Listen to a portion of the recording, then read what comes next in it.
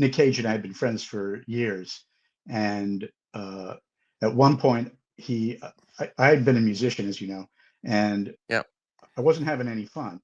And at one point he said, "Come on, have some fun. We'll work together. You can, you know." And I said, "Okay, I'll sure." And so the first movie I ended up working on, filmed in Hawaii and Las Vegas, and it was just incredible.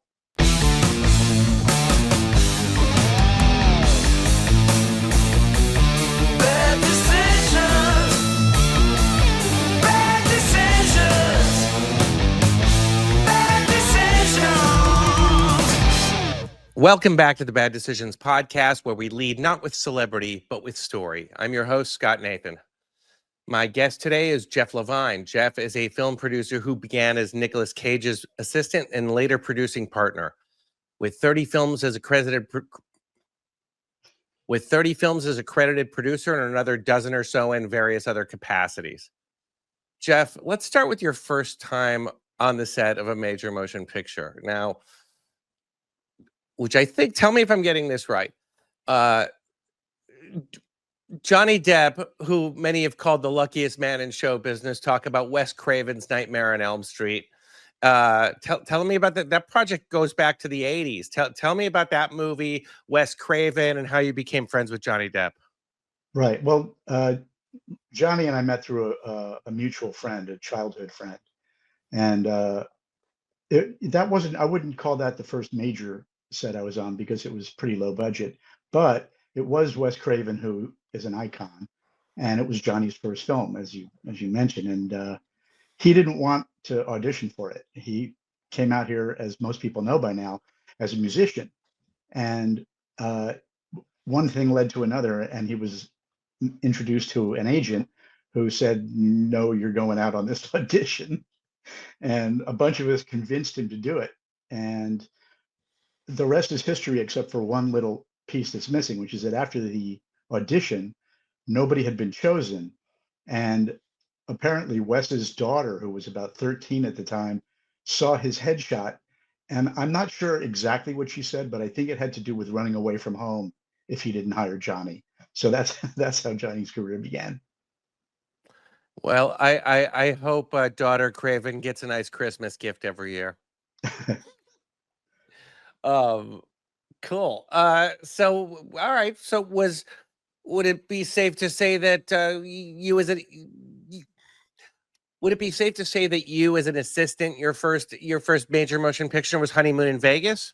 Yeah, yeah, that was it. And Nick Cage and I had been friends for years, and at one point I had been a musician, as you know, and Yeah. I wasn't having any fun. And at one point he said, "Come on, have some fun. We'll work together. You can, you know." And I said, "Okay, I'll sure." And so the first movie I ended up working on, filmed in Hawaii and Las Vegas, and it was just incredible. Am I remembering this correctly? Did you meet Nick in an acting class? I did. I did. We, again, a mutual friend. It was a very, very small class. And it was an actor who was just about breaking in his own career and wanted to direct. So he held this very intimate, small acting class in his apartment. And that's where I met Nick. We became friends right away. How did you meet the mutual? Uh, he had worked with him, and I knew him from school. Got you. All right, so let's jump into the honeymoon in Vegas of it all. James Caan, Andrew Bergman, the writer of Blazing Saddles, among a zillion other things. Sarah Jessica Parker, Pat Morita, Mr. Miyagi, and Arnold from Happy Days. What was that being thrust? Like when I met you, you had a Dodge Dart that was in such bad shape. You had the rope that went through the middle of it to hold the doors closed. Yeah, To talk about that cultural shock. yeah, that was a climb in through the window car. Yeah, it was absolute culture shock. Did you mention Anne Bancroft? I didn't, but I just remember. Yeah, I'm asking. Yes, I'm asking about Anne Bancroft and Mel Anne Brooks Bancroft, now. man. Anne Bancroft. So yeah, so you're right. I was living in this crappy little apartment, and I had this crappy little car. And so when, yeah, again, when Nick asked, yeah. And so the first place was in Kauai at the Princeville Hotel, which has since been wiped out by uh, weather, but it was magnificent. And one of my first experiences on that film was to I was sitting in the one of those library bars in the lobby, the fake books, and I was having a drink, and I don't know how it happened because so much of it is whiteout, but I ended up at a table with Mel Brooks and Anne Bancroft, two of my everybody's idols. Sure. And they were the warmest, loveliest people in the world. We were talking about a place they had in Florida near where my parents lived, where I was raised. And, uh, I hadn't really been around a lot of big stars. So this was quite an inauguration. And after 2 minutes, I felt completely comfortable. It was like talking to my new next door neighbors. And then Anne, without any thought or just casually did one of those. And immediately my whole brain went, Mrs. Robinson, Mrs. Robinson, Mrs. Robinson. And I was completely awed by her. And then it passed again. And of course, Mel, who is legendary for everything, among those things being just he's a great guy. I was having breakfast the next morning on an outdoor patio, and I was having a cigarette at the time. Smoking was allowed in the world. And I feel this hand on my shoulder, and I look up, and it's Mel fucking Brooks. And I kind of was high, and he said, "You shouldn't smoke." And I said, "Yeah, you know how smokers how we do." "Yeah, I know." I said, "No, you shouldn't smoke. I want you to quit smoking." And I said, "Well, I mean, that's really nice of you, but I could tell you I quit smoking. Then we go back to LA, and what are you going to do? Follow me?" "Yes, I'm going to follow you around and make sure you quit." I mean, that's just the kind of people they are. And I'm so lucky. I'm so lucky to have met them. And it's such a testament to the fact that, there's an old saying that it's middle management that are always the pricks in everything, but the top of the food chain, at least in my experience, from C-suite executives to a lot of A plus plus list movie stars, they're gracious, and it's not based solely on talent. And that's it's even in my lowly photography business. If it comes down to choosing between three people for any role, whether it's hair, makeup, or model, ultimately my decision is based on who do I want to spend a 10-hour day with.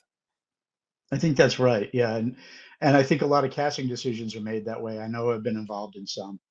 But yeah, I think generally speaking, the bigger the nicer. Yeah, and it's no surprise. Okay, let's I have one bigger, nicer story. I got please. to I got to spend some time around Shirley MacLaine on a movie called Guarding Tess. Oh yeah. And Shirley MacLaine, I know these people that you get to meet, it's just ridiculous.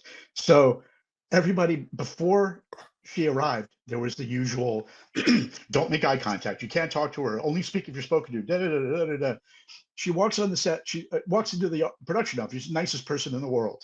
And she's just the expression Hamisha, just Yeah. like another next door neighbor. But of course, she's Shirley MacLaine. And one day the production kept her waiting. It wasn't really anybody's fault, one of those things that happens, but they kept her waiting in her trailer. And instead of making a scene, it was the coolest thing. She just walked up to the line producer and she said, "Hey, Marty, I'll be at the hotel when you get your shit together. Just give me a call." No, no hysteria, Amazing. no foot stamping. And she was totally right. You don't keep Shirley MacLaine waiting for 2 hours. But yeah, that's the most exciting thing she ever did story-wise. I mean, just legendary Yeah, just firm and professional and all business. and cool as shit. So cool. Okay, I didn't even have any questions prepared for that movie, but now it occurs to me, like, you you spent some time with the Secret Service. You were in the Oval Oh, Office. Tell me all about that experience, because you get access to things when you're making movies that other people don't ever get. no, it's one of the things that people who make films don't express enough gratitude for. Like you said, you're so lucky. So because Nick was playing a Secret Service agent, we had a Secret Service consultant. And this guy was so cool. He had been the head of this Secret Service uniform detail, and I didn't even know there was such a thing as a uniform detail. So I kind of befriended the guy, and he was retired. So we went out drinking, and he was just, he had all these stories. So he said, "You want to go to the White House?" I said, "No," with a Secret Service guy alone. So we went and he showed me all kinds of stuff. He took me into the Oval Office and I said, "Is this place just bristling with?" And he said, "Yes." He said, "Nothing bad can happen in this room and everything is recorded forever." And this is a long time ago.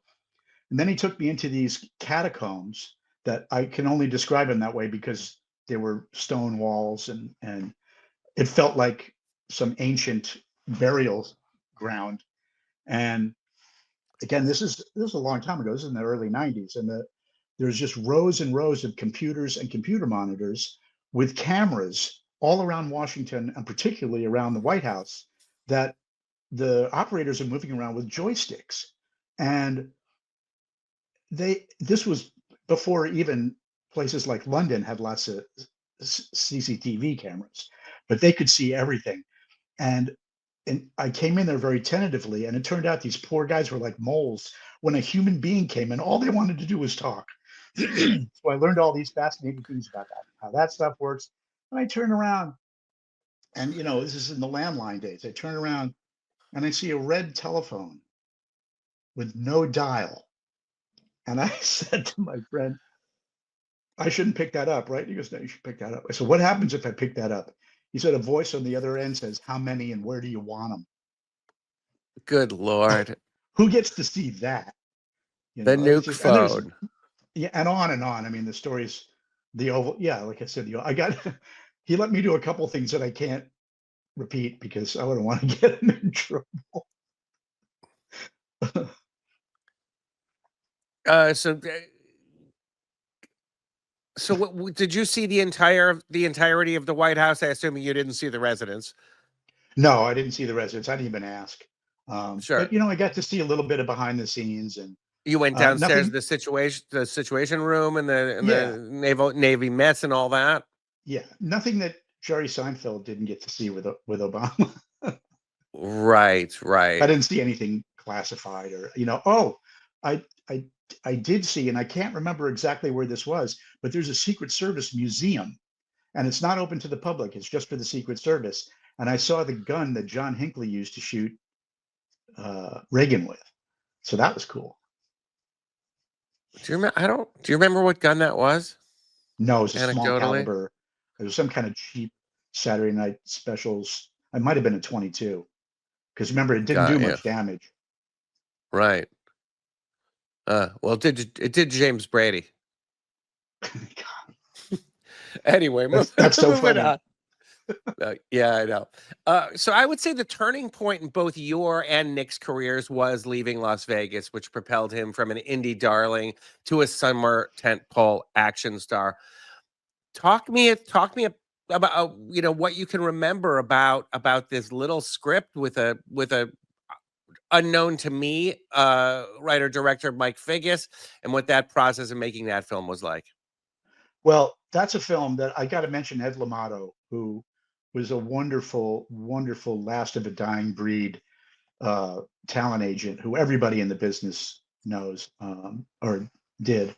And he went out. This is a guy who was a big deal in studio films, and he went out and intentionally found Leaving Las Vegas for Nick. That's how the script came to Nick's attention, and uh, he read it and just obviously fell in love with it. And sorry, what was the rest of the question? I guess the whole process of it. The first time that you guys did Nick get it from Ed L'Amato, and then he read it, and then he asked you to read it. Like what was digesting something like this? Because look, we've all read a lot of scripts, mostly bad ones, and I remember reading that one before you made it. You passed me a copy of it, and I was like, oh my god, okay, Yeah. this is this is a script. Well, Or was it yeah, just another project at that point? no. Ed had, Nick wanted Ed to find him something, and Ed, bless his heart, went out and did it. He didn't keep throwing studio films at him. And Nick read the script, and I'm sure he thought what everybody thought. And he did ask me to read it. But, in those days, I would read stuff. I had a little bit of knowledge about film and writing, but I was really an infant in those days. So all I could really do is say what everybody else said, which is, "Oh my God," you know, Yeah, don't change a thing. right. So that was a pretty small production. Tell me what it was like. What was the first day on set like? You know, I would imagine it wasn't the Jerry Bruckheimer level of catering that you got somewhat used to later. So No, what's a little film like that? Like you know, well, what's it like? you know, it's a bit run and gun. You know, the trailers are small, the set is small, the lighting's small, the rooms are small. Most everything is on location, and you know, the Vegas stuff wasn't shot in Vegas. It was shot in one of those not Vegas places. I think we might have done a day or two in Vegas. I honestly, it's so long ago, I can't remember. But one of my favorite things, one of my favorite people, and Mike was fantastic. It was an amazing. Everybody was amazing. But Elizabeth Shue was in the beginning of her career, and she had almost no experience, and she was just great. And she played football with us during breaks, and stuff. She was so cool and so grateful to be there, and so extraordinary in the role. But she was she was asking the line producer at one point about a trailer. She said, "Do I get a trailer?" She didn't even know. And he said, "Oh yeah, we've got an Andy Gump for you." And I don't know if you know, an Andy Gump is a portable, one of those portable toilets that you see A lined up. porta potty, yeah, a Yeah. toilet. And he said, "Oh no, we've got an Andy Gump for you." And she was thought that, "Oh great, thank you." It was the cutest. It was the most endearing thing. Very nice. Okay, let's jump ahead to summer tentpole action star. The Rock, Sean Connery, Ed Harris, Nick Cage shooting on Alcatraz Island. Yeah, where do you want me to start? Start from the beginning. Well, the beginning was Alcatraz, and the government. I don't know if they've changed their minds, but they were literally letting it return to nature. They weren't maintaining anything. Uh, I think if they were even still doing tours, they were very limited, and we had run of the island access. I had a golf cart that, well, a lot of people got golf carts, and they gave Nick a white golf cart, so I immediately took it to Transpo and had flames painted on it, and they made him take the governor off.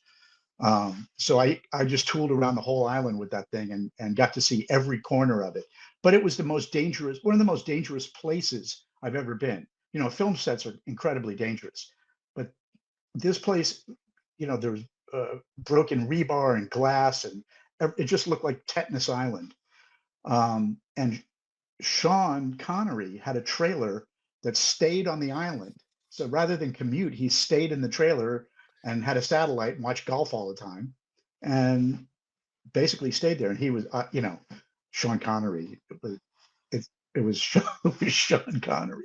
So that was my next question is did you guys have your own did you fly via helicopter? Did you have your own ferry? How did you guys do the commute every day, and how big was the crew? I would imagine pretty big. It was a big studio crew, and we had a ferry. And I don't, So your own sort of private ferry where people went back and yeah, forth. yeah. And now that you ask, I don't know if it was a company that did ferries that we just hired, or if it was, uh, a turnkey ownership of the ferries. But yeah, we went back and forth. It was a nice ride actually every morning and evening. Um, but yeah, How it long was was a typical shooting day? Were you there from darkness to darkness? mostly, yeah. I mean, in those days when Nick had a day off, I had a day off. So, Sure. we just did other stuff, but he worked a lot. He worked a lot on that. Tell me an anecdote or three about Sean Connery. It must have been intimidating to know he's about to show up on set. Well, to give you an example of how he is, I was not a kid at the time, but Yeah. after we spent a couple days, on the set and talking, he's a pretty friendly guy. But he also knows he's James Bond. I mean, he just has this aura, but it wasn't fussy or star-like. And he called me boy. He was harder to, I can't do a Scottish accent, but what are you doing? What do you say this morning, boy? What's going on, boy? And I thought it was so cool. If anybody else had done that, I would have hit him. It's just so cool. But the one story I remember is going to a club with him on the mainland one night, and I can't remember who was there. Obviously, Nick would have been there, maybe a couple of others. And we walked into a club, and from the front door to the dance floor in the back and the bar, it was narrow, and the walls were lined with women of all different ages, of all different types. And as Sean walked through, all of the women literally did this. Silence, not a sound. And Sean just walked through like nothing happened. And I mean, it was like something from a movie. That's Just unbelievable. such charisma. Yep. That's why they call them movie stars, I guess. Yeah. Ed Harris. Didn't spend much time with Ed. Seemed like a good guy. Didn't talk to him that much. What an actor, and did such a great job in it. Oh, yeah. Wonderful. Yeah, I Really just good love. movie. I thought that was a beautifully cast movie too, because it was like Nick playing this nerdy scientist against this mega He-Man. Like I really Yeah. thought that chemistry was great, Yeah, it was. and they really played off each other's strengths very well. Yeah, I think it's likable. Those guys are so they're these huge stars, but they're just likable and cool. Yeah, I think you had just finished that movie not too long before we met. Um, Yeah, I now, think so. there's one that pops into my head because I remember going to the premiere with the whole the whole crew, and that was Face Off with John Woo, John Travolta, Nick Cage, Yeah, and that was a night at the movies, and that premiere was a night at the movies. Tell me that was about a that project. that was a day on set. Let me tell you. All right, That, tell me. between that movie and The Rock, I think I've probably seen 11 million rounds of small arms fire. It was unbelievable. And John Woo is the coolest. Terrence Chang, his producer, loveliest guy. Um, my favorite story from that movie is actually a very small one.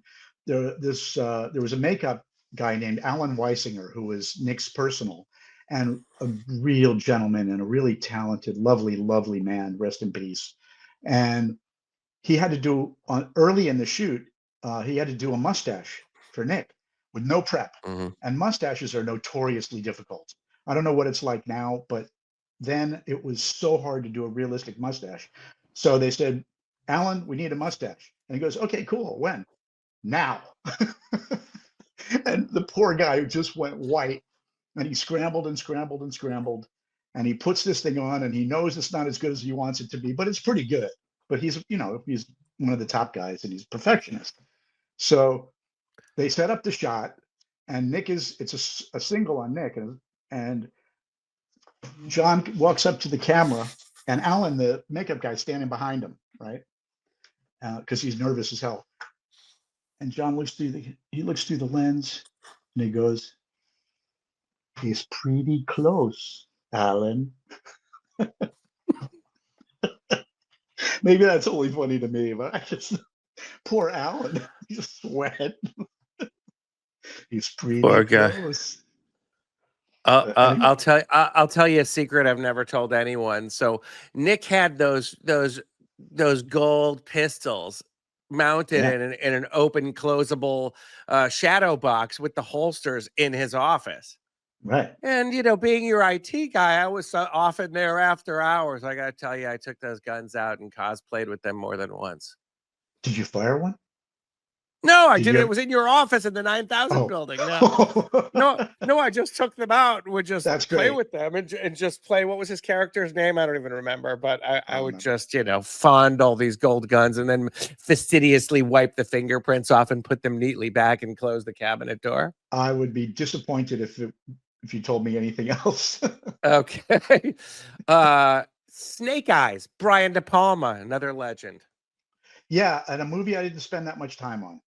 Okay.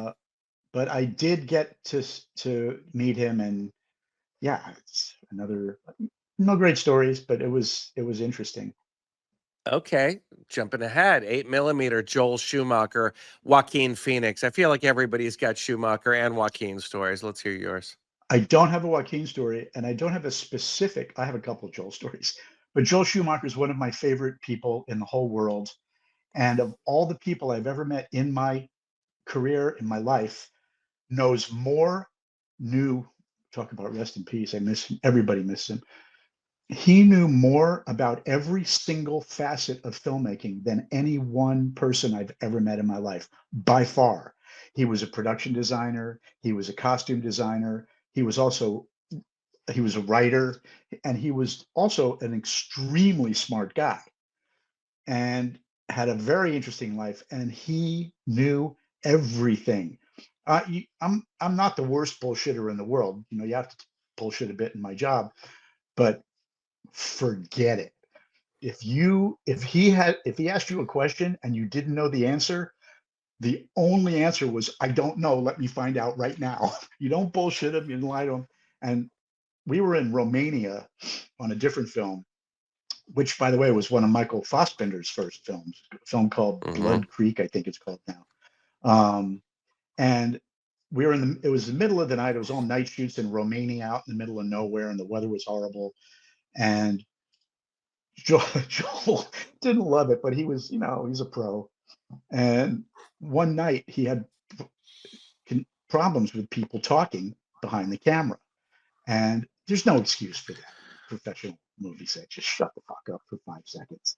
Yeah. And there were some visiting producers standing behind me, and they started talking a little bit, and I turned around and Joel cut, and he looked at them he gave them this withering look, and he said, you know what? It's okay if you talk, because when someone's in the movie theater watching this scene and they hear the talking, they'll just say to each other, it's okay, it's just the producers. It's pretty good. It's Yeah, nicer these than I've guys been. My line used to be, whenever there was jibber jabber going on behind me, I would turn around and go, "You're talking. I hate that." Yeah, I mean, talk about 101. Just shut Yeah. up. But Joel, Yeah. I just can't say enough about Joel. He would he was so miserable on that movie, and every once in a while I go, Jeff, where's my comeback script? Bring me my comeback script. That's What? funny. Yeah, and I hung out with him a fair amount offset. He was just one of the most fascinating, coolest guys I've ever known in any part of my life. Moving on, Bringing Out the Dead, Martin Scorsese, John Goodman, Patricia Arquette. Tell us about that movie. That's another one I didn't spend a ton of time on.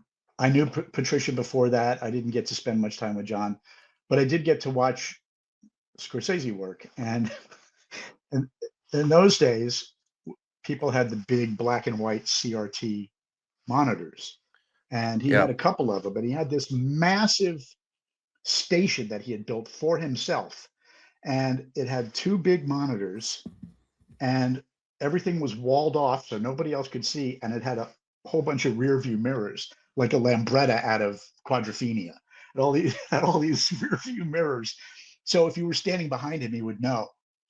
And so I was a little surprised by that he wanted to be so much in his cocoon. But what kind of story can I tell about the way he works that hasn't been told? It was just, it was watching Marty Scorsese work. And by the way, back to Joel, same thing. I never learned as much.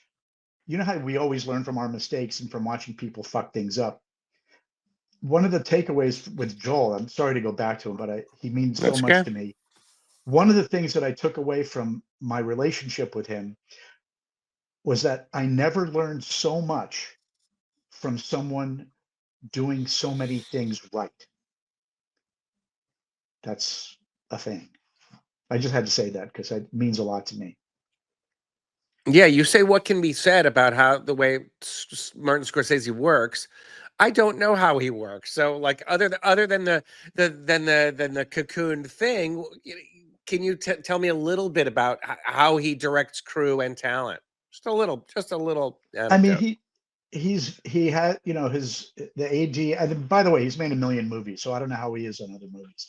But Sure. he had an AD and an assistant and people who did a lot of his communication, not because he was an isolationist, but because it was just easier for him to focus on, what he was doing. Intimate with the actors, which you never see anymore. Now that people stand at monitors and yell direction across sets, but very intimate, very focused with the actors, and very, very intentional with his setups and his shots. He never didn't know exactly what he needed, even if it wasn't what he wanted. He always knew what he needed, exactly what he needed to tell the story. It was all about the story, tell the story, tell the story. There was no, put the lens behind the fireplace and looking out and piss off Alfred Hitchcock. This was all tell the story, tell the story. So One thing I noticed over the years, particularly with the advent of the digital cinema camera, is I felt in the earliest days of filmmaking that I had ever witnessed, everything was very well thought out, very well rehearsed, very well storyboarded. And then as things moved along, I was like, why does every scene have 15 camera angles and a drone shot? I feel like there's a lot more playing on set than there used to be, instead of decisive action before the first foot of film or digital film is rolled. Am I right. wrong? Okay. So no. The first thing I'll say is that a great script is a great script, and great other stuff is great. There's no reason, actually, there's really no reason you can't make as great a film as has ever been made using digital technology. Technology doesn't inform how we make films. Technology doesn't inform a society. A society has a need, and they create the technology to fill it. We needed to go faster, create a digital film. So again, just to be clear, the technology doesn't kill, people kill. In order to 100%. go into, for me to go into, and this is a pet subject of mine, but for me to go into specifics of how editing and filmmaking has changed would be a separate podcast. I could do that for many hours and bore most people to tears. Right. I did, but do you agree that people overshoot now compared to what they used Oh, to? sure. It's enabling technology. It's the same thing with Pro Tools or any other digital technology that makes things easier. But again, got to look at this in a historical perspective. There was a time when artists thought that, you were taking too much advantage of technology if you didn't make your own paint. There was a time when, people who passed along history with the spoken word and music and poetry thought that if you have a written word, it's going to mess with people's memories and they won't focus as much. It's technology. Google Maps did it. Google Maps is an example of that, where we don't use our brains. So if you have a technology that allows you to never cut, as opposed to a film budget where you run out of film at the end of the day, you go home. If you take away all restrictions, and this is a related but separate subject, nobody does their best work without some restrictions. Every canvas has borders, and That's right. and there's nothing more destructive to the creative process, in my view, than too much time and money. Quick Yeah. story that quick. Go ahead. I No, just a gave it. quick. I go ahead. No, it's just. Did Michael Chapman shoot Taxi Driver? I think it was Michael Chapman. I Let's think just say it so. was. Let's Yeah. just say it was. Let's just say it was. It might not have been. Anyway, he was in a movie called Visions of Light that talked to DPs. Whoever it was, I think it was him. They were asking about all these fantastic camera mounts that they built for the wheels of cars, which in those days wasn't easy. And he said, yeah, and the biggest challenge was we had no money. We had to shoot New York at night with no lights. And he talked about having to overcome that. And at the end of it, the last thing he said was, "Thank God we didn't have more time and money." No, So it's an amazing thing. I'll speak on occasion at universities and art schools about my process, and someone will ask a simple question. They'll say, "Scott, I've heard that the most difficult thing is to shoot a pure white shadowless background." And I would say, no, it's not. It's just simple math. It's 2.5 stops between the tip of the nose to the back wall. And then you just control the separation. And then I'd say, here's 3 different ways to get the exact same look. And then I'd be like, here, take your camera or use mine and take some pictures. And this is a camera. This lens is from 1952. Still nothing looks better than this. And I'd hand the kid a camera and he would just go going pop, pop, pop, pop, pop, pop, pop, pop, pop, pop. And I'd stop. What are you doing right now?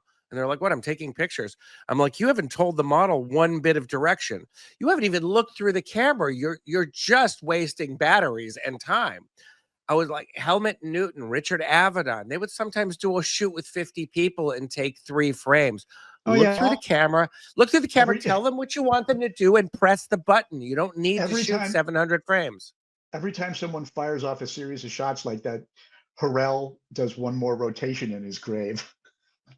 Yeah. And look, if you're shooting the National Hockey League, you need to shoot a lot of frames. If you're shooting boxing, you need to shoot a lot of frames. Other than that, tell them what you want, press the button, go home. Ansel Adams would return to the same location 3 weeks in a row every day. And then he'd be like, now the light's right. Click 1 frame.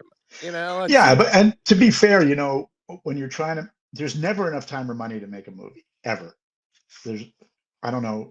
I mean, not that I've ever heard of. So, when you have technology that enables you to move more quickly, it comes with a price. And I sort of alluded to this earlier.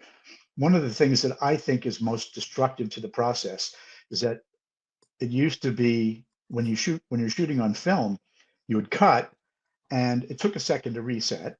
And the director would walk over to one or both or 3, however many actors, and have an intimate conversation with them. And sometimes the director would only want one of the 2 people or 2 of the 4 people to hear the direction. And it was I use the word intimate again, a very intimate process. Now, the tendency is to let the camera run and, okay, keep rolling. Now this time do this and this time do that. And watching the monitor and not all directors do that, but a lot of directors do that. And if I was an actor, I don't know how I would respond to that. I think it's disappointing to see that relationship compromised for that reason. Put it that way.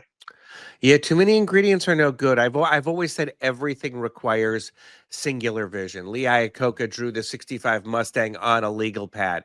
Steve Jobs decided, if I see an exposed screw, you're all fired on the first MacBook. It's just sort of like when we finger painted as children. What happens when you mix every color of the rainbow? It turns out shit brown, and that's how committees work too. It's like my first simple pencil drawing of a turbofan engine. I'll bet it was amazing. All right, let's jump into the first film you made with your bare hands. And when you first told me about it, I thought you were a crazy person. Shadow of the Vampire, which was the last Nosferatu movie before the current one. Before the current Nosferatu. Yeah. With John Malkovich, Willem Dafoe, Eddie Izzard. And I was like, Jeff, you're finally making something of your life. You're really going to open with a black and white art film? Why? Tell us why. Okay. Well, I don't know how many people who are watching this have seen the movie, but I have such a special place in my heart for it. I'm so proud. I love it. I love that movie, by the way. I think it just has such a great spirit, and Elias Marriage did a beautiful job as the director. And it's just a delightful story. It's funny and human, and it's a monster movie. And of course, John, the 3 you mentioned, we'll start with Eddie Izzard. So Eddie, I don't know if that was his very first film role or one of his, I think it might have been his first film role. And he was perfect. He was absolutely Hutter. He was not Hutter. What was his name? Gustav. Anyway. Gustav, right? Is that Gustav? I don't think so. It doesn't matter. He was unbelievable. And when we would have monitors up to compare the shots from the movie, the original, to the ones we had to match. And like, wait, which one's Eddie? he was so cool. He was in those days he was already calling himself an executive transvestite, um, uh, and just ridiculously smart. And yeah, we stayed friends for a little bit, but most of the people I kind of lost contact with. By the way, just should mention that all these stories are like grandpa stories. They're all old, kind of, 20, 30 years ago stories, but you know. So's my audience. Okay, good. Some of our friends can still hear. All right. So how did you find that script? What spoke to you? That was a Remember? submission by an agent at CAA who was covering Saturn Films, which is the company that Nick and I produced that through. And he gave me the script, and I thought, wow, never going to get this made. Let's go make this. And of course, it was, companies like that we were financed by Disney. So it was what they called vanity deals, but we didn't want it to be a vanity deal. So we decided that Nick wasn't going to star in the first vanity deal company's movie, and that's almost never done. And but we did it, and Nick produced, but he didn't act in it at all. And Nick found Elias. Nick discovered Elias through this wild short that Elias had made, really darkest thing ever. And he fought for Elias, and then because of Nick, and I had access to John and Willem and the rest of them, and I mean, okay, we'll start with Willem, because I didn't spend as much time with Willem. I mean, I saw him every day he worked, but he was just great. I've never seen anybody more focused and more specific and deep in their research, who cared more. He knew what the deal was with that makeup and how long it was going to take and how bad the turnaround was going to be. And I think the second day, I walked up to him. And I think he was in the chair getting the stuff taken off, and I kind of was sidling in. He knew that I was going to say, "Do you mind giving us some turnaround?" And he preempted it by saying, "Look, I get it. It's going to be brutal. Just try to be as merciful as you can, and remember that the makeup girls, have to beat her more than me." That was it. And then he was just whatever it took, generous, what you would hope a guy like that is. Yeah. Now Malkovich, you worked with twice. You worked with him on this movie and on Con Air. So My favorite person. I've heard so many great stories about Malkovich, not just from you, but from plenty of other people, and how funny and witty and vicious and hilarious and awesome he is. Every time he opens his mouth, he tells a story. Some kind of story comes out, even if he's just telling you what he had for breakfast. I met him on Con Air, but I didn't get to know him really well. I got friendly with him. But then we wanted him to play Murnau. And so he read the script and he went, "Oh yeah, this is cool. This is cool." And he said, "Yeah, we can meet." And so I can't remember if the director and I were already in London or we made a special trip, but we met him in Nice at the harbor, and we had a lovely lunch. Yeah, just a lovely lunch. He's really personable, really friendly, warm guy. He appears so arch, but he's just not. He's super cool. He can be. So just gracious, lovely guy. And then we were taking a nice walk afterwards, and somebody came up to him on the street and did the "You're John Malkovich thing. Oh my God, will you sign this?" And he went, "Oh, sure." And he signed the thing and chatted with him for a moment. "Where are you from?" And, "Oh, thank you so much. Have a nice day." Like, who has the balls to even ask him? Because he looks, and no, he's scary. I would never ask him. Yeah. I try to explain to people, if you saw him at the craft service table, you would think, I got to wait for him to go away before I get a cracker. But if you walked up to him and said, "Hi, John," he'd go, "Oh, hi," and just engage you. And I have this personal story, because he smoked all my cigarettes. I had Marlboro Lights from America, which you couldn't get in that was in Luxembourg, and Yeah. he he had quit smoking, so he just bummed cigarettes because he didn't smoke. So it got to a point where he would just, if he got anywhere near me, I would just hold my cigarettes out to him, and he would take one, tear the filter off, smoke it. Oh, thanks, you know. And so one day he shows up, of course, with a carton of American Marlboros for me. Another time I was at the apartment he was staying in, and I made a comment about this carbonated tea he had that I thought was so nice. Next day, there's a bottle of carbonated tea for him. You know, he's just the nicest, coolest guy, and he's just as smart as you think he is. He's just as talented as you think he is. He's so professional. You know, uh, somebody would say he would be there would be blocking a scene, and he'd say to the DP, "Oh, what are we on?" And the guy, you know, DP will say, "Oh, we're on a 50." And so he would say, "Oh, so from about here," and he would give the frame line to like the inch. Just no matter where he was standing, no matter what the lens was, he just knew. And what we he did, And it he did really a matters. Good actors, you know, like I've had great actors who asked me that question, and I can't even remember who it was, but they said lens, and I said 85 macro, and he goes, "Oh, good. I don't get out of bed before 85 because then that they was know how Malkovich. big okay. Then they know That's how a big or story. small to be. Okay, That's a story I told you about this movie where we shoved a 100 millimeter camera and a 100 millimeter lens in his face about right here. And the next day I said, "Man, that was amazing. How did you do that? How do you do something like that with a 100 millimeter lens that close?" And that's what he went, "Oh, I don't get out of bed before 85." but So it's awesome. a huge deal, you know. If you're shooting, if you're Yeah. shooting a 28 from across a stage, you have to act for the stage. If you have 100 in someone's face, it's got to be much smaller and more Yeah, of course. nuanced, right? And most experienced good actors at least have a good sense of that. He did get mad once. I saw him get mad. And it was completely legitimate. He didn't freak out, but he yelled at somebody. So I was off the set, and somebody called me, and John's freaking out. So I walked up to the set. I walked in set, and I said, "What's going on?"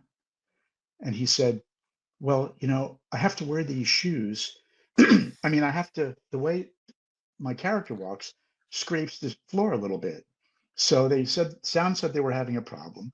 So costumes put these pads on my shoes, and we did it again, and it was still making a sound, but there was nothing I could do about it.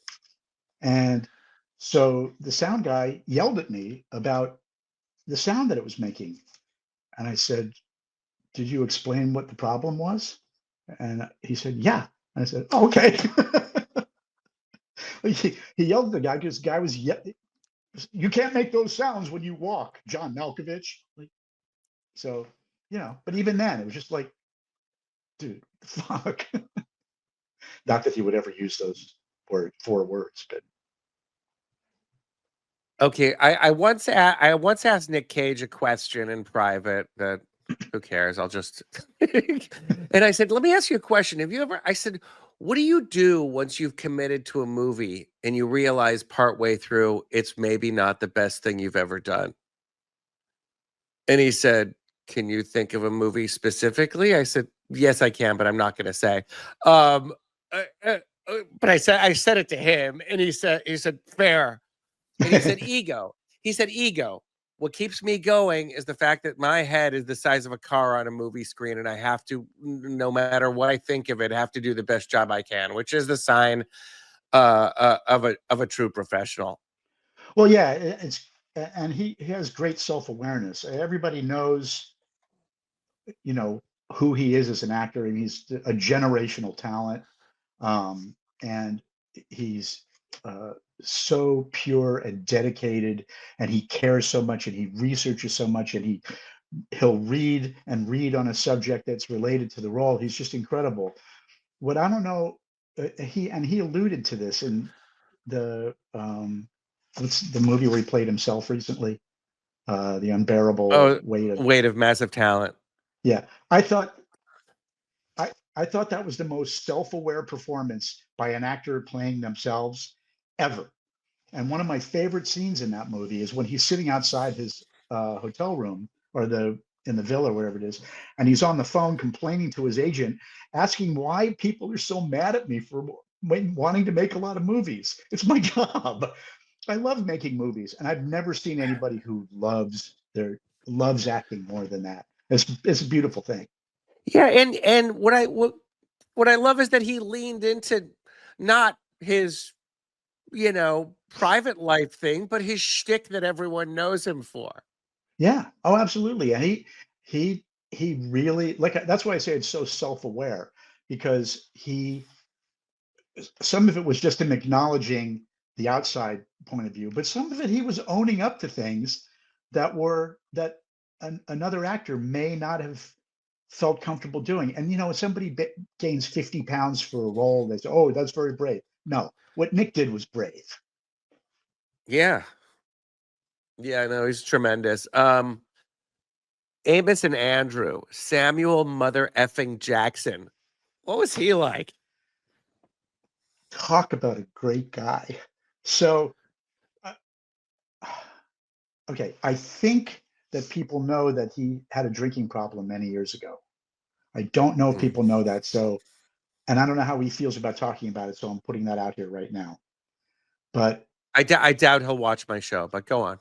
not the point. Okay. Not the point. This is the internet. It's not the point. Yeah. So yeah. he said that Amos and Andrew, and he had been out. I don't know where he had been before Amos and Andrew. He said told me that it was the first job he'd ever done sober, which is extraordinary to think about, having what he overcame, and that I got to meet him on that movie. And he was just great. We just hung out all the time. And years and years and years later, I hadn't seen him and talked to him. He had no awareness of me. And we were at I was at a screening of Deep Blue Sea with my nephew, my teenage nephew, who adored Sam. And I just ran into him there because, he has the greatest scene in the movie where the shark comes out. And so I see him wherever I see him, and I'm with my nephew. And I walk up to him kind of tentatively and go, "Sam, hey, I don't know if Jeff!" It gives me a big hug. And my nephew was just, but yeah, that's just super cool. Yeah. And the world found out after that what a talent he is. At the risk of sounding stupid, was that before or after Pulp Fiction? Oh, way before. Okay. Way All right. I couldn't remember. It's all a blur. Tell me about it. What were your initial goals for Saturn Films when you founded it with Nick? And I remember this all happened. Let's go back a minute. I remember Nick won the Academy Award. You were there, front row, if I remember correctly. You were in front of Tom Hanks and all those other people. I want to talk about that crazy night. And the next thing you know, Jeff got a house in the hills. Jeff got a Cadillac, and Jeff got his own movie company. So talk to me about that whole, cataclysm. It was a very small house that I rented. The car was leased, and I spent money like someone dying of thirst drank water. I was just a complete idiot. But the change internally wasn't very big at all, because Nick and I had been talking about projects, reading scripts, meeting writers, planning for the future. And we wanted to do what you would expect. We wanted to make a company that would be successful, but we wanted to focus as much as we could on the kind of heartfelt stuff that doesn't generally get to be made using the clout that he had. But also, it wasn't like we're going to go make art films. We wanted to make movies that would honor the people who invested in them. That answered the question. It answered half the question. The other half was, tell me about the Oscar nomination process. Tell me about going to the Oscars. Tell me what that whole experience was like. Going from this kind of, assistant outsider. I've been working on these movies to being a thankee at the Academy Awards in the front row, and and then him winning, and what was the energy in the camp around all of that, and the Vanity Fair Oscar party, and all just everything that goes along with it. What was that Well, there's a night lot like? of I have a lot of whiteout about that evening, but the nomination came while he was on the set of The Rock, and Mm. it was just an amazing thing for him. And the process leading up, he was very nervous about it and had a lot of trepidation about it, like I guess one would. Anyone would, sure. Yeah, but by the time we got to the night of the Oscars and he's waiting to go up there, or waiting for the announcements, and he's making sure his speech is right, the poor guy was shambles. I felt so bad for him, and it's because he just cared so much and wanted to represent the movie well if he won, and he just wanted to make sure he remembered it. The poor guy. And there was a point in which I just thought he's just not going to go. But once he did, everybody will remember that it was a really gracious speech, and he represented the award well. And yeah, I was in the front row, which was really, I turn around and Jack Nicholson is 2 rows behind me, really. And and it was Was he hard. favored to win? I don't really know. I can't even remember. Again, Okay. whiteout. I can't remember. Yeah, it's so long ago. The parties were whiteout. There's an apocryphal story about him not being able to get into the Vanity Fair Awards party, but I don't Yeah. remember that.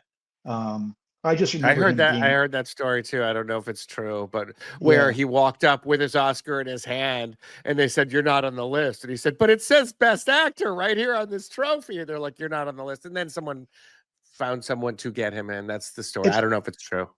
I've never thought that story was true, but I just realized that I left for a while and I went and picked up my girlfriend so I could take her to the after parties because I couldn't bring her to the ceremony. And so it actually could have happened now that I think about it. So I choose to believe it did. Yeah. Yeah, that was you're one of the, I know a lot of people. I know people who have won Oscars. I've known people who have been to the Oscars, but your nobody to front row was I was an amazing night. I remember watching it on TV.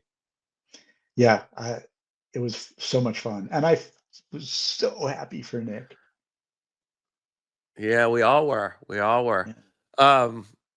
Let's see. So forget the producing side of it for a moment. Back when you were assisting Nick, was he just a consummate driven professional who just did his job? Like what were the dynamics of working closely with an actor like Nick day to day? Great. I don't think he really ever changed that much. I think he started out with intention and continued to have intention, and it just his career grew and he grew with it as people do. But he was always a consummate professional. He always, if he ever went up on a line on all the movies I saw him work on, I don't remember it. He would never, ever ask for something to be changed unless he could defend the change. And he would, if he made it a suggestion about something as big as, well, why do we have that in the background? We have this over here. Wouldn't that be cooler? He was right.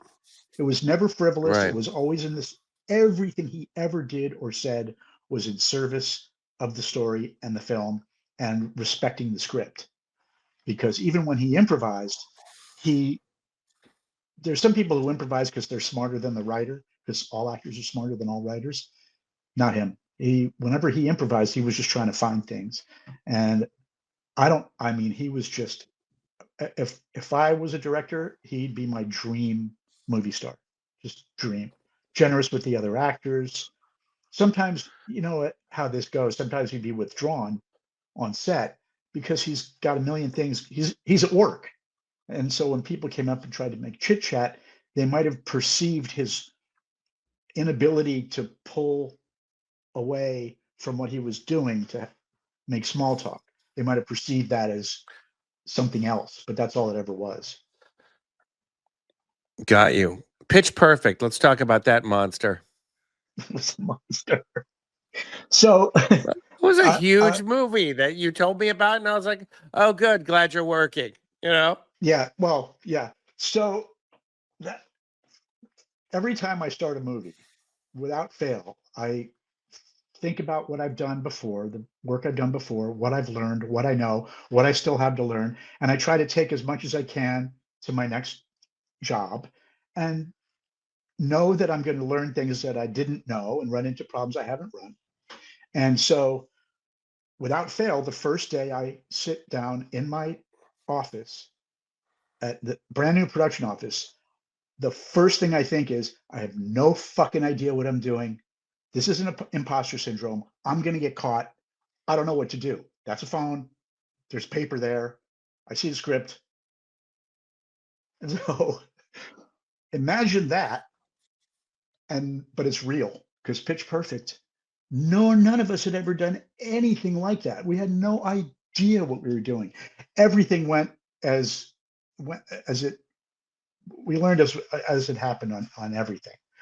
Except we had a director who was a musical theater director, so we had to. But I'm so senile.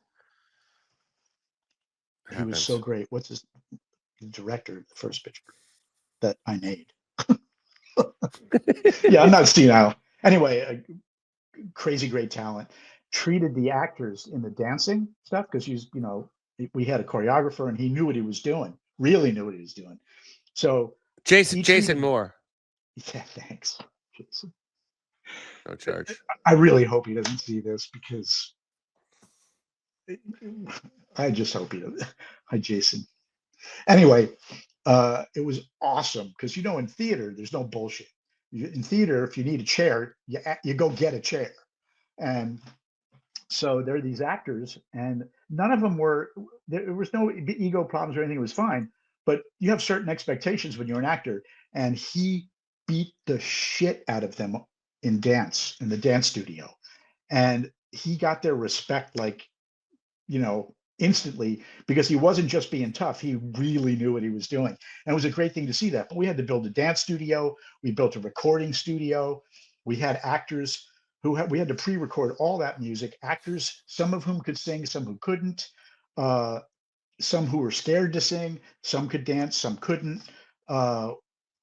It was such a, plus we had no money, of course. The way we ended up making that movie was that we meaning Gold Circle Films, had were better at creating value with less money than a major studio would be, because we could afford to be. And so that's how we came to make it. And so in that process, we really stripped it down to what we needed. And it was crazy, all these giant auditoriums and crowds. And whenever I watch a movie now with stuff like that, and I just get PTSD. It was so hard. It was so hard, but it was great. And you want me? I could talk a little bit about the cast if you want. Yeah. Is that interesting? I don't know. Yeah, of course. Well, Anna People Kendrick. care a lot. Yeah, people care a lot more about actors than they do about filmmaking. But go on. Okay, sorry. Okay, so Anna Yeah. Kendrick, real old school triple threat, incredibly professional, fast, gets everything, is 2 steps ahead of everybody all the time. Kind of scary in a great way. Tough, but because she expects no less than what she's capable of, which is a very high bar. Great experience. Rebel Wilson, mad scientist, her improv, mad scientist. Great. And then everybody was nice. It was great working with all those lovely women and young ladies, and all the guys. They were great. But Ben Platt was a personal favorite, and he's gone on to do great things. And he was amazing in Book of Mormon. So yeah, that's Those aren't very exciting stories, are they? No, but no, they are. What I've always found fascinating about the producerial role, in the limited times I've spent on set is how many different social strata you have to comfortably gain the trust of and navigate.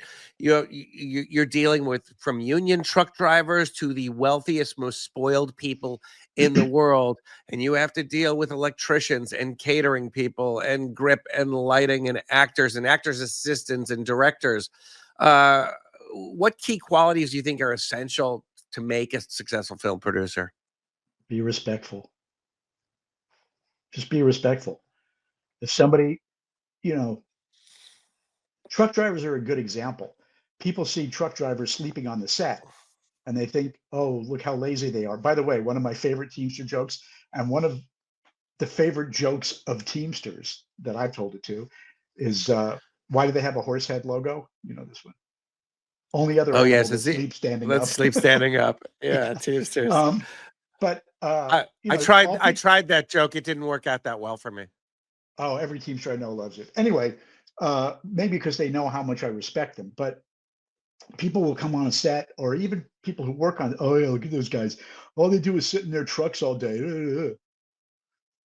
Okay, make a movie without a truck and see how that goes. And somebody who Yeah. knows what they're doing. So these guys build and maintain base camps, but they're first in, last out, and they're extremely skilled.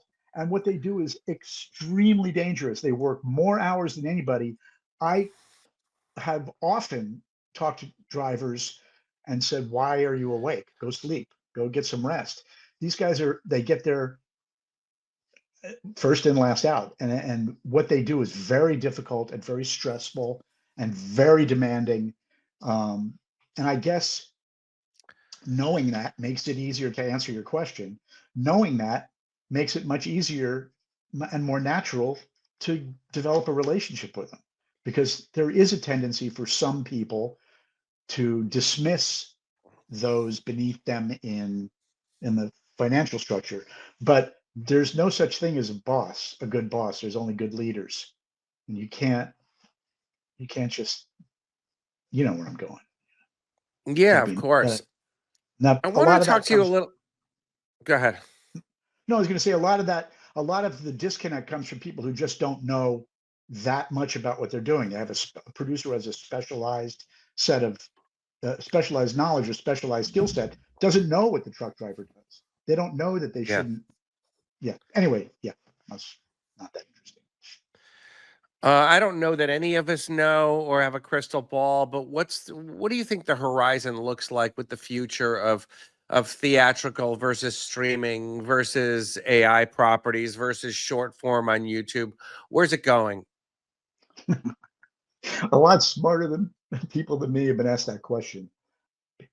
People than I have been asked that question. Um, but I don't see how, just speaking to theatrical, I don't see how it makes a comeback. I hope it does.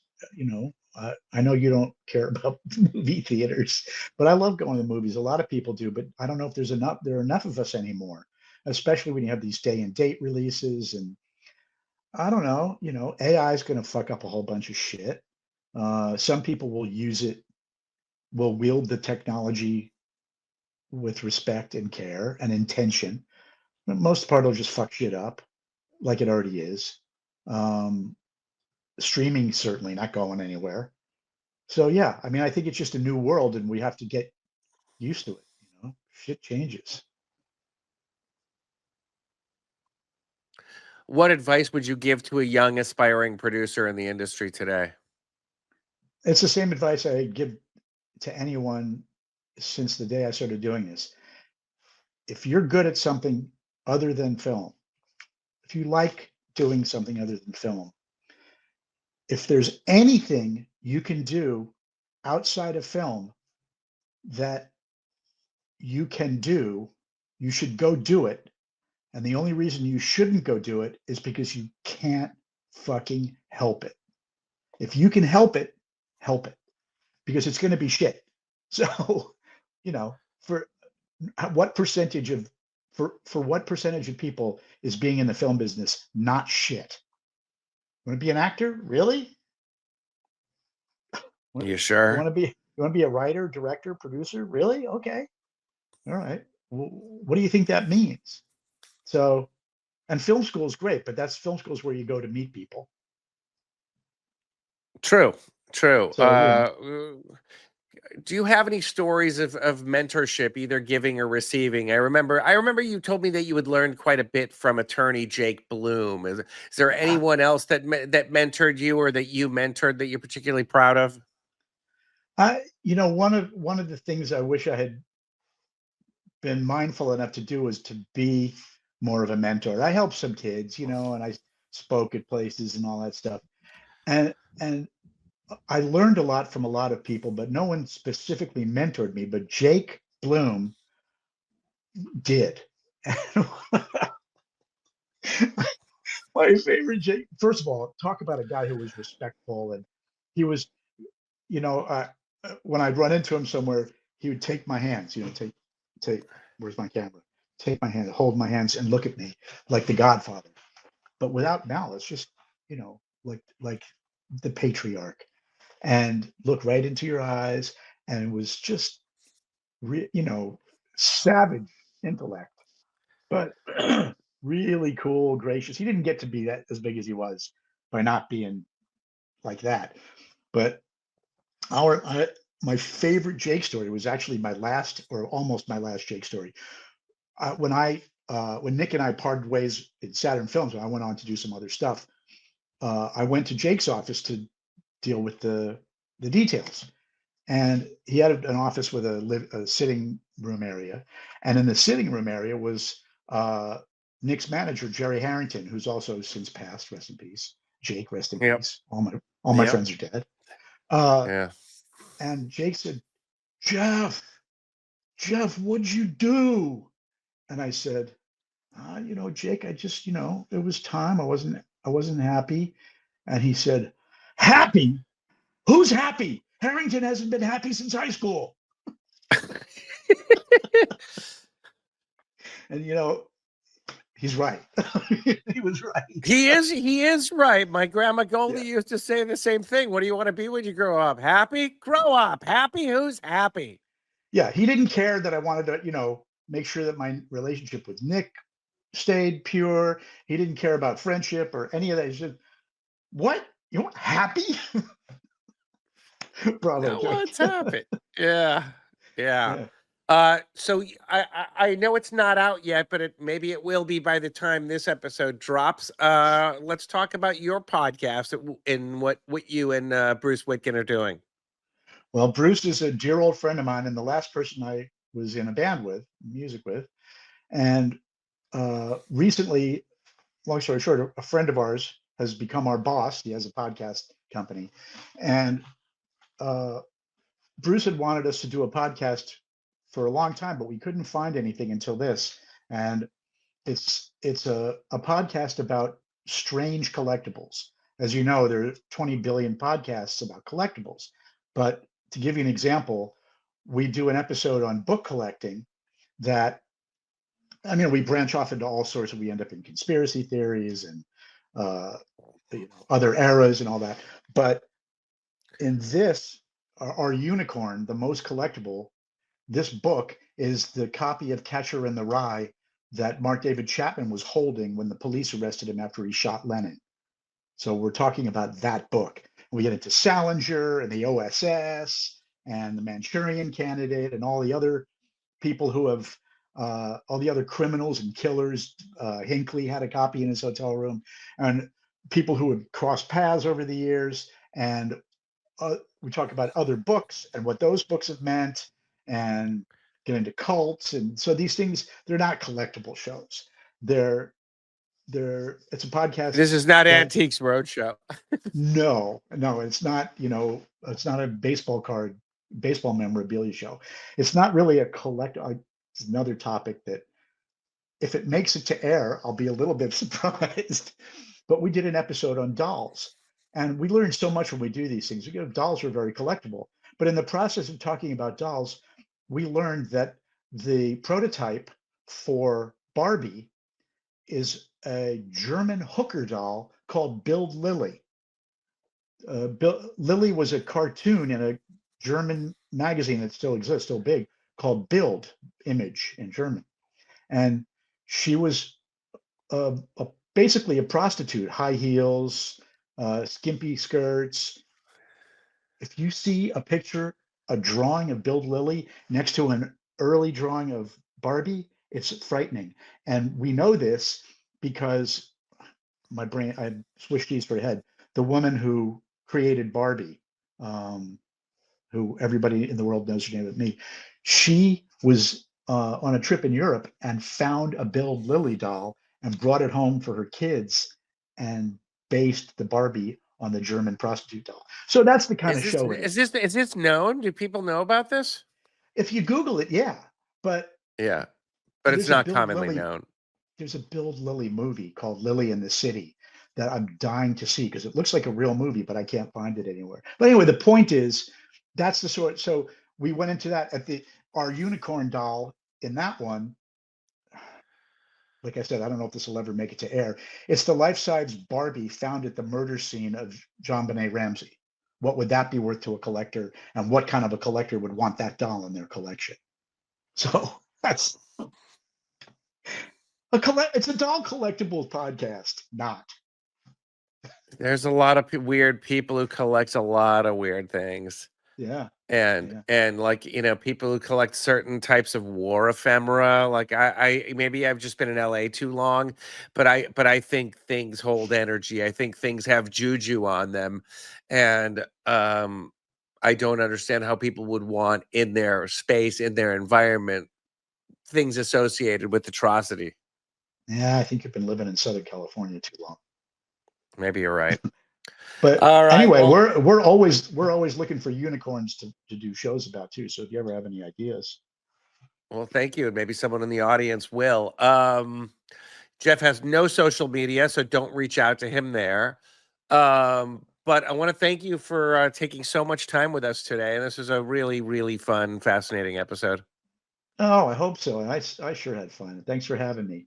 The Bad Decisions podcast was produced by Brock Workman of Herdat Entertainment. Be sure to like and subscribe on YouTube, Spotify, Apple, or wherever you get your podcasts so you'll never miss an episode. My book, The Big Book of Bad Decisions, is available for purchase wherever books are sold. A special thanks to today's guest, Jeff Levine, for joining me today. I'm your host, Scott Nathan. Thanks for listening.